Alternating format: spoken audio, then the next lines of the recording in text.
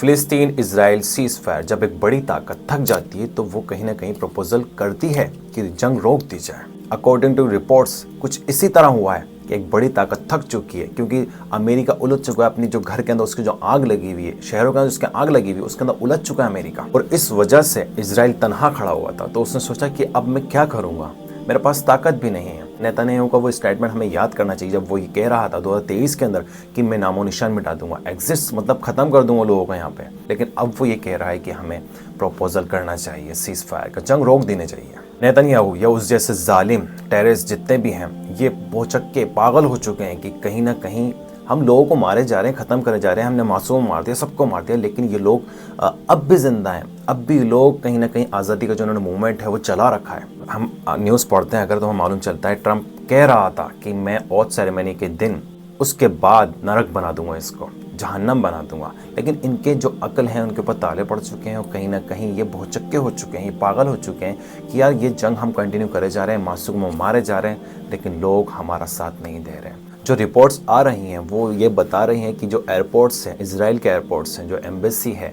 America के embassy है, वो छोड़ के जा रहे हैं मुल्क को, वो इजराइल को छोड़ रहे हैं। और पैसों की वो तो पूछिए मत, इतने बिलियन डॉलर्स का इनको नुकसान हुआ है, अमेरिका को और इजराइल को, दोनों को बड़ा बड़ा लॉस हुआ है।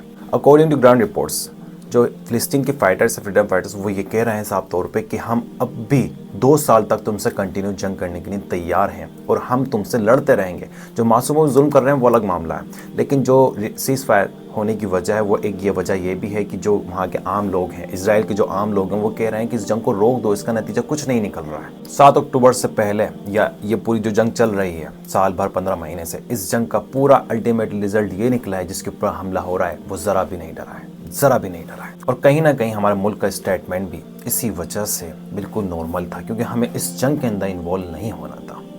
ये जंग जुल्म के बिहाफ के ऊपर थी। एक पॉइंट याद रखिए कि कम तादाद है लेकिन उन लोगों की, लेकिन फिर भी कोई ना कोई वो ताकत है जब भी उनसे सीज फायर कर रही है, एक बड़ी ताकत। और दुनिया सिर्फ ताकत को मानती है, हिम्मत को मानती है। जब 56 मुल्कों ने जोर लगा लिया, अमेरिका से रिक्वेस्ट कर लिया, इजराइल से रिक्वेस्ट कर ली कि जंग को रोक दो, नहीं रोकी, लेकिन उन फाइटर्स ने, फ्रीडम फाइटर्स ने कहा कि हम जंग लड़ते रहेंगे। और अल्टीमेट रिजल्ट ये हुआ कि नेतन्याहू को प्रपोजल देना पड़ा सीज फायर का।